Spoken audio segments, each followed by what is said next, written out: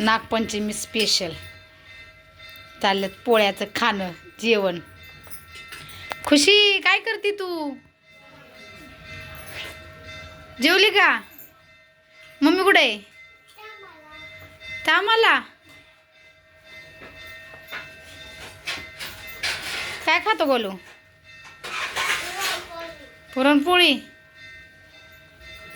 खा खा खा पुरणपोळी खा. तुम्ही जेवले का?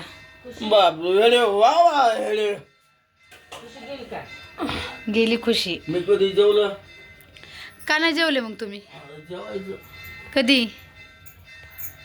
आज नागपंचमी स्पेशल होतं ना. काय खायला लागलात? आम्ही खायला आपलं डाल्या.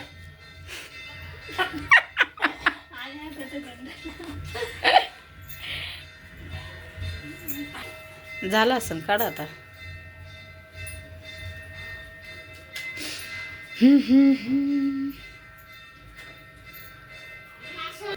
कसं झालंय पुरण?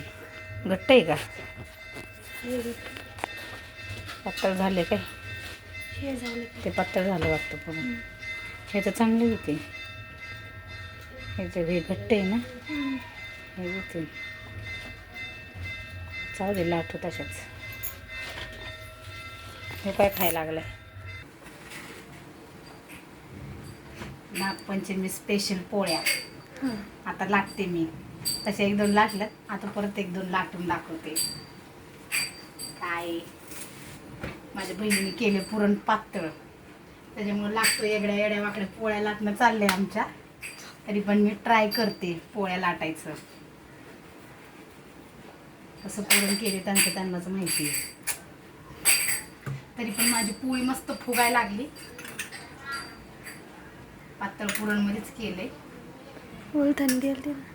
आज नागपंचमी स्पेशल पोळ्या. या पोळ्या खायला मम्मीच्या इथं केलं बरं का. माझ्या घरी नाही केलं. आज मम्मीच्या इथं जेवण आहे आम्हाला पोळ्यांचं. मम्मीचं जेवण झालं. मी तुम्हाला व्हिडिओमध्ये दाखवलं होतं. आता आम्ही जेवणाला दोघांना पोळ्या लाटावा. त्यामुळे पुरण थोडंसं पातळ झाल्यामुळं फुटत्या ते. पण ठीक आहे, काय करणार आता. चालले लाटणं आमच्या पोळ्या.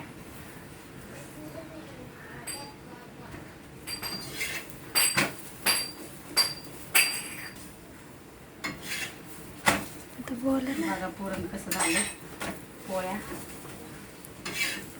हे बघा या माझ्या पोळ्या छान झाल्यात. फुगली पण मस्त. त्यांनी कसं पुरण वाटलं मला माहीत नाही, कारण की मी माझं पुरण वाटलं तर माझ्या पोळ्या फुटत नाही. मस्त छान आहे, तर पातळ पण होत नाही. त्यामुळं आज तुम्ही पण पुरणपोळ्या केल्या असतील तर कमेंटमध्ये मला सांगा की कशा आल्या पोळ्या. फुटल्या असतील पण आल्यात बऱ्यापैकी चांगल्या.